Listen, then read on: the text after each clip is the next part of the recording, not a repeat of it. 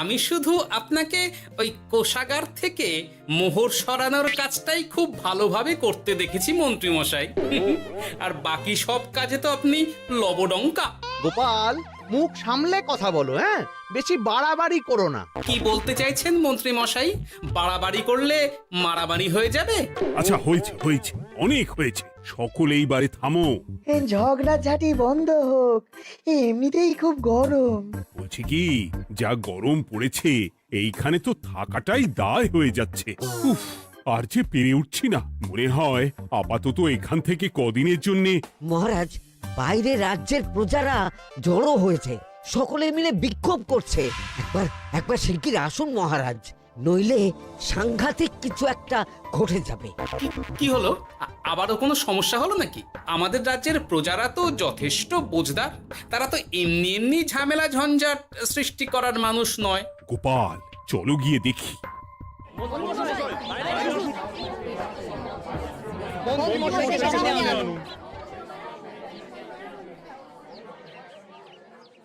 কি ব্যাপার, তোমাদের কি সমস্যা হয়েছে? এইভাবে বিক্ষোভ করছো কেন? মহারাজ, মন্ত্রী মশাইকে সামনে আনুন, তারপর বলছি কি হয়েছে না হয়েছে। সেরেছে। আরে, আমাকে ডাকছে কেন? আচ্ছা, বলছি তোমরা একটু শান্ত হও। আমি বুঝতে পারছি তোমরা কিছু একটা কারণে খুবই অসন্তুষ্ট হয়েছো, তাই সেই জন্য বলছি আগে শান্ত হও, তারপর বলো মন্ত্রী মশাইকে কেন খুঁজছো, উনি কি করেছেন? গোপাল দাদা, তুমি তো জানোই রাজ্যে যা গরম পড়েছে, তার জন্য খাল বিল পুকুর নদী নালা একেবারে শুকিয়ে গেছে, চারিদিকে জলের হাহাকার। হ্যাঁ হ্যাঁ, সে তো জানি। গত সপ্তাহে এই সমস্যার কথা জানিয়ে মহারাজকে অনুরোধ করে গিয়েছিলাম যে রাজ্যের বাঁধটা যাতে খুলে দেওয়া হয়। কেন? আমি তো তোমাদের কথা রেখেছি। আমি তো দুদিন আগেই মন্ত্রীকে পর্যাপ্ত পরিমাণে মোহর দিয়ে বাঁধ খোলার কাজে পাঠিয়েছিলাম। কেন, উনি কি বাঁধ খোলেননি? সেইটা ওনাকেই জিজ্ঞাসা করুন। গত দুদিনে উনি তো বাঁধ খুলতে আসেনি, উপরন্তু আমরা ওনাকে ডাকতে গেলে উনি আমাদেরকে তাড়িয়ে দিয়েছেন। সে কি, এ তো ভারী অন্যায়। দুদিন ধরে অপেক্ষা করে আর না থাকতে পেরে আজকে আমরা এখানে এসেছি। এই অবস্থা আমরা কি করব? যদি আমাদেরকে আমাদের রাজ্য সাহায্য না করে তাহলে কোথায় যাব আমরা? ছি ছি ছি, আমি তো ভাবতেই পারছি না। মন্ত্রী, এই মন্ত্রী! মহারাজ, মন্ত্রী মশাইয়ের ব্যাপারটা পরে দেখে নিচ্ছি, আগে এদেরকে শান্ত করেই চলুন। মনে রাখবেন, প্রজারা একবার বিপক্ষে চলে গেলে কিন্তু খুব মুশকিল হয়ে যাবে। শোনো সকলে, তোমরা আজকের দিনটা একটু কষ্ট করো। আমি কথা দিচ্ছি, কাল সকাল হলেই বাঁধ খোলার ব্যবস্থা করব, ঠিক আছে? ঠিক কথা বলেছো তো গোপাল দাদা। দাদা বলে যখন ডাকো, তখন দেখো এই দাদা তার ভাইদের কিছুতেই নিরাশ করবে না। শুধু আজকের দিনটা একটু চেয়ে নিচ্ছি, ব্যাস। ঠিক আছে, আজকে আমরা চলে যাচ্ছি, কিন্তু কালকে কিছু না হলেই। কোনো কিন্তুরই জায়গায় নেই পুঁটির বাবা। আর তোমরা আর রাগ করো না। চিন্তা করো না, সকাল হলেই সাঙ্গ পাঙ্গ নিয়ে আমি বাঁধ খোলার কাজে নেমে যাব।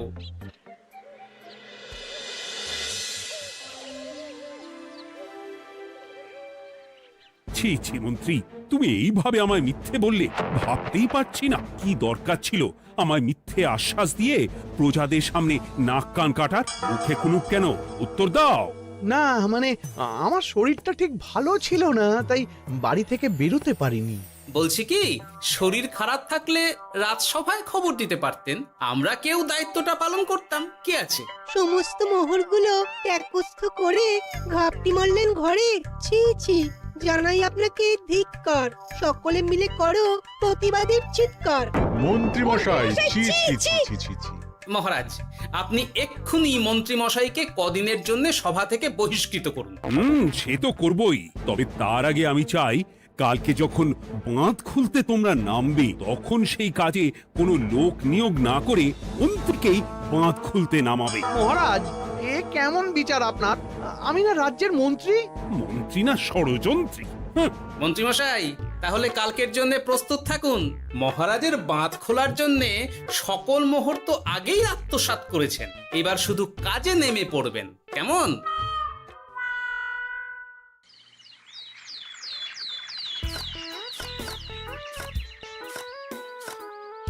ওহ গোপাল, এইবারে ছেড়ে দাও, আর পাচ্ছি না।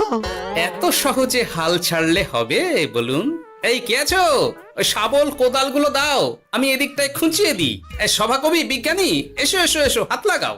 সবে মিলে করি কাজ, বাঁধ খোলা হবে আজ। বাঁধ খোলা হবে আজ, মন দিয়ে করো কাজ। একদম, হাত লাগাও, জোর লাগাও। গোপাল দাদা, সভাকবি, বিজ্ঞানী দাদা আর আর বাকি দাদা ভাইরা আসুন আসুন, সকলে একটু শরবত খান। আমাকেও একটু শরবত দাও। মোহরগুলো খেয়েও তৃষ্ণা মেটেনি বুঝি? হুম হুম।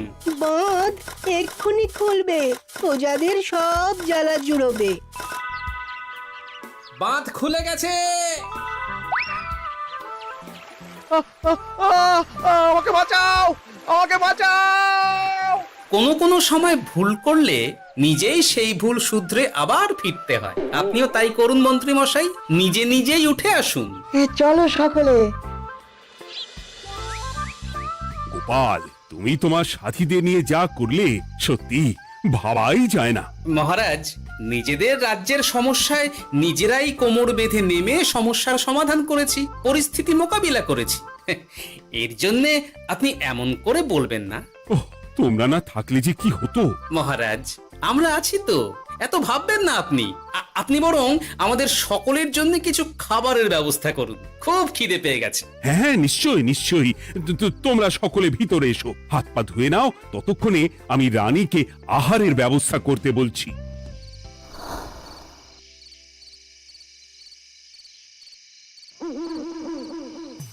ওমা গো, ওমা বাঁচাও, কি শরীর খারাপ তাই না লাগছে গো। একে গিন্নি, বাবারে, কি হয়েছেটা কি? ও, তুমি এইভাবে এখানে শুয়ে কাতরাচ্ছ কেন? বলি তুমি এসেছো? হ্যাঁ, এই তো আমি চলে এসেছি। কি হয়েছে গিন্নি? তোমার কোথায় কষ্ট হচ্ছে? গরমে হাঁসফাঁস করছি গো, পারছি না। রান্না করতে গিয়ে খুব বাজে অবস্থা হয়ে গেছে গো, এই থেকে এইখানে পড়ে পড়ে গড়াচ্ছি। ঠিক আছে, আজ আর রান্না করতে হবে না গিন্নি, আমি রাজবাড়ি থেকে খেয়ে এসেছি। বাহ, নিজে খেয়ে এসেছো বলে আর রান্না করতে হবে না বলে দিলে, হ্যাঁ? এদিকে রাত্রে আমি খাবো কি সে খেয়াল আছে? হ্যাঁ হ্যাঁ, খেয়াল আছে, খেয়াল আছে। যাও, আমার জন্য রান্না চাপাও আর একটু জল দাও। দেখো, এত গরম পড়ে কৃষ্ণনগরের অবস্থা শোচনীয় হয়ে গেছে। বয়স্ক লোকেরা কোনো কাজই করতে পারছে না। সত্যি তো, এই গরমে রান্না করাটা খুবই কঠিন গিন্নি। কি বললে? আমি বয়স্ক লোক? আমার বয়স হয়ে গেছে, তাহলে নিজে কি? এই না না গিন্নি, আমি তোমায় কিছু বলিনি। আমি গোটা কৃষ্ণনগরের সাধারণ বয়স্কাদের উদ্দেশ্যেই কথাটা বললাম।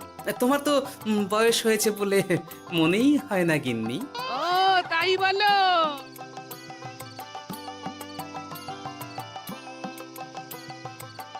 নাও গিন্নি, জল নাও। আজ না হয় আমি রান্না করব। হে ভগবান, মুখের একটু লাগাম দাও। এইভাবে যখন তখন সত্যি কথা বলিও না।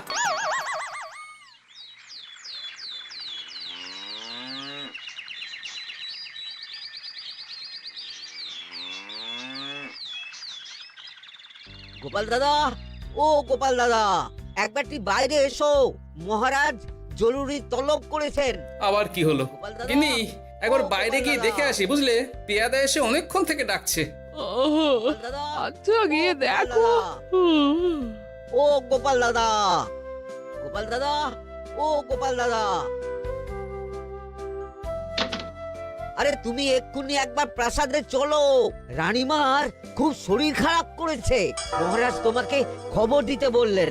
ঠিক আছে, তুমি যাও, আমি আসছি।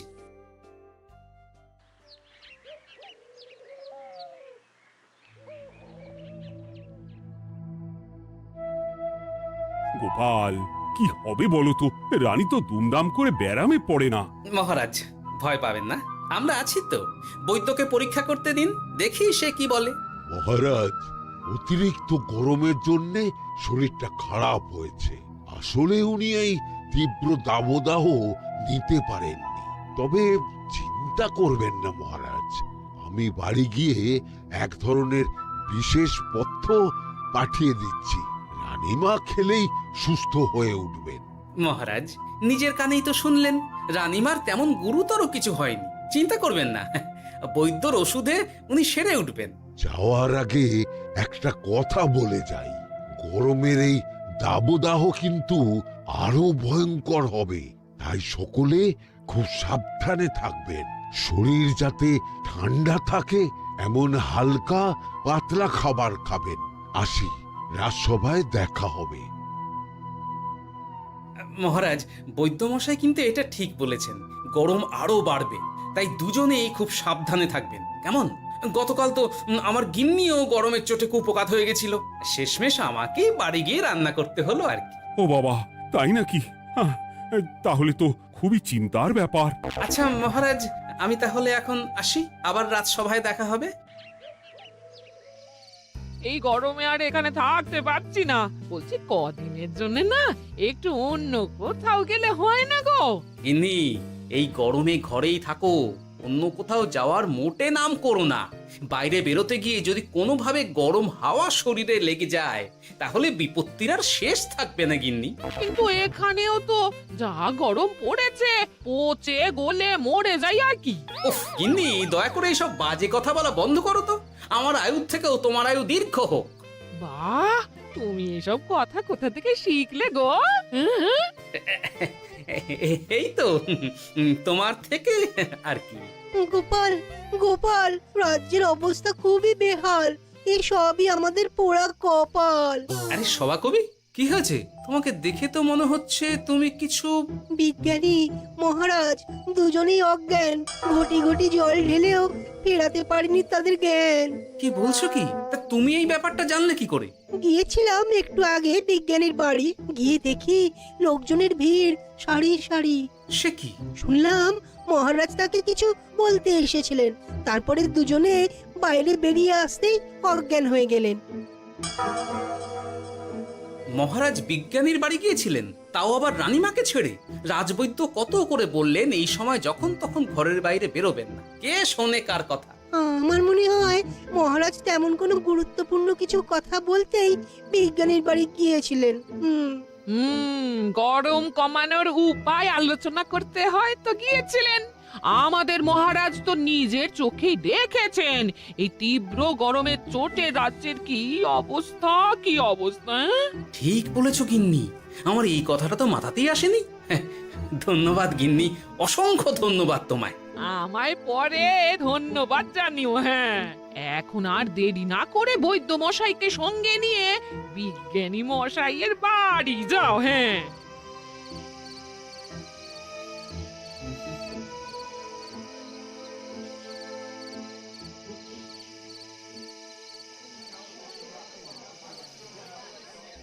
কি বুঝছেন বৈদ্যমশাই?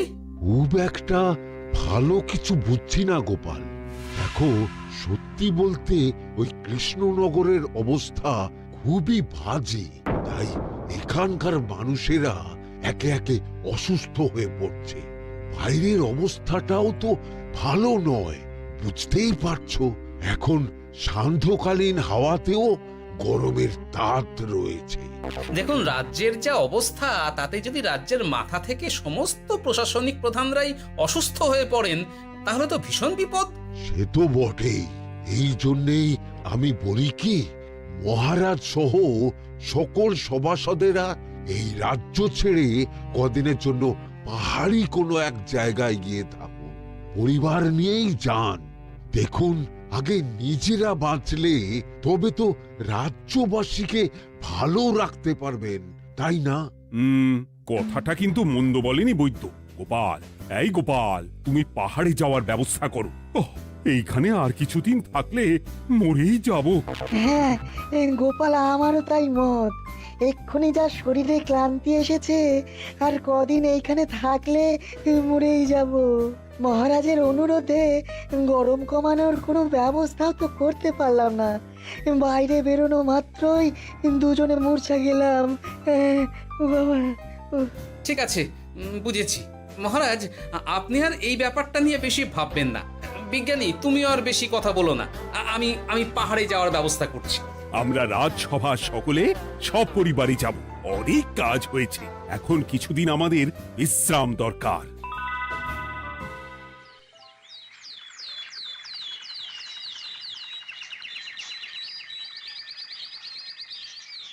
এ কি গোপাল, মন্ত্রীকেও তুমি আমাদের সঙ্গে নিয়ে যাচ্ছ?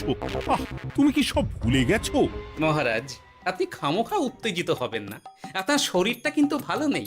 আর মহারাজ, আপনার রাজ্যে বাস করে আপনার থেকেই শিখেছি বিপদের দিনে পরম শত্রুকেও দূরে ঠেলতে নেই। গোপাল এটা ঠিক কথাই বলেছে। যতই হোক, উনি তো আমাদের মন্ত্রী, তাই এই বিপদের দিনে ওনাকে ফেলে যায় কি করে বলুন তো? সত্যি গোপাল, তোমার তুলনা নেই। ঠং, সবই নাম কেনার চেষ্টা। গোপাল, চলো এইবারে রওনা দিই। বলছি, খাবার দাবার আর জলের কলসিগুলো উঠেছো তো? হ্যাঁ, খাবারের পাত্রগুলো আপনার জিম্মায় থাকবে, আর জলের কলসিগুলো আমি সামলাবো।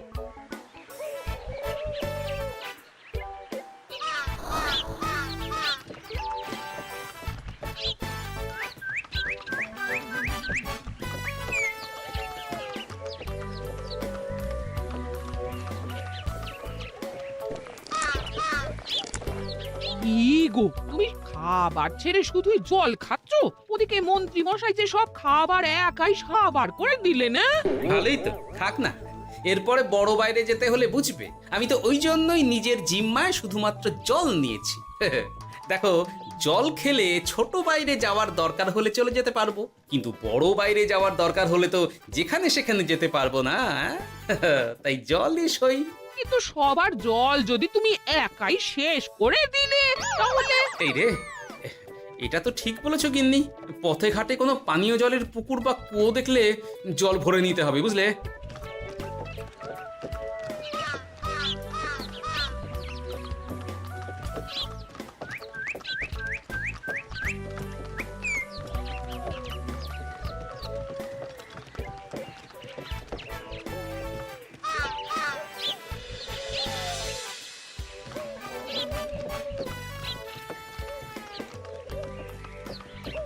সকলে আসুন।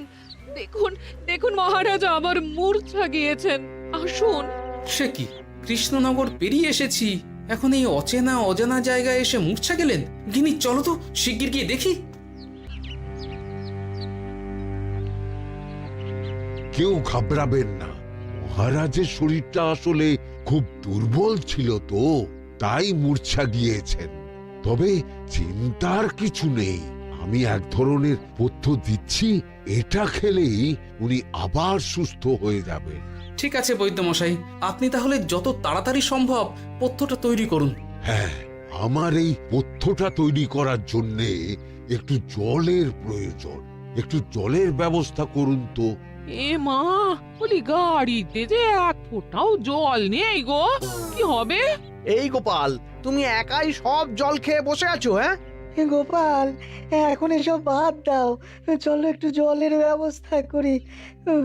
হ্যাঁ, খানাখন্দ, খাল, বিল, নদী, সমুদ্র, যেখান থেকে পারো জল নিয়ে এসো। জল ছাড়া এই পথ্য বানানো অসম্ভব। গোপাল, এ কি করা যায় বলো? দাঁড়াও, আমি একটু ছোট বাইরে থেকে ঘুরে আসছি। হ্যাঁ, খুব জোরে বেগ আসছে, ত্যাগ না করতে পারলে বুদ্ধি খুলবে না।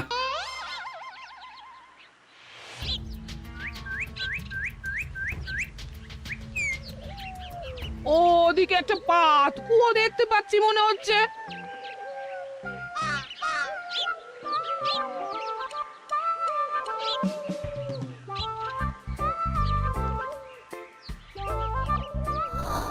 জল কোথা থেকে পাবো?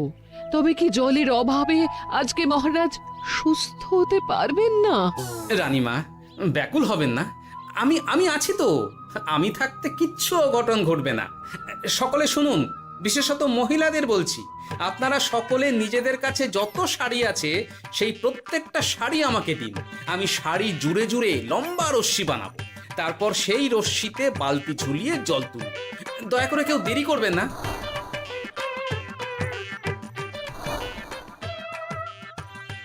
এই নাও আমার 5খানা শাড়ি। হ্যাঁ, এই নাও আমার 10খানা শাড়ি। আমি বাবা আমার লতা পাতা মিনি করা শাড়িগুলো দেব না। যা পারো করো, আমি বড় বাইরেতে যাচ্ছি। ওমা, বিপদের দিনে শাড়ি দেবে না? গায়ের জোরে নিয়ে আসবো। হ্যাঁ,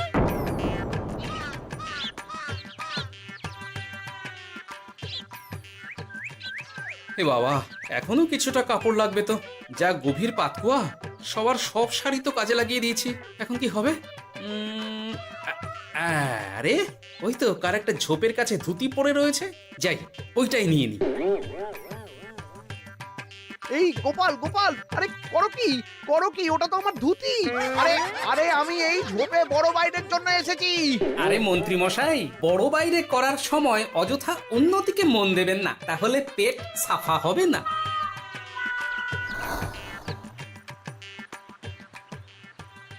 গোপাল, তুমি ছিলে বলে এই যাত্রাতে রক্ষা পেলাম।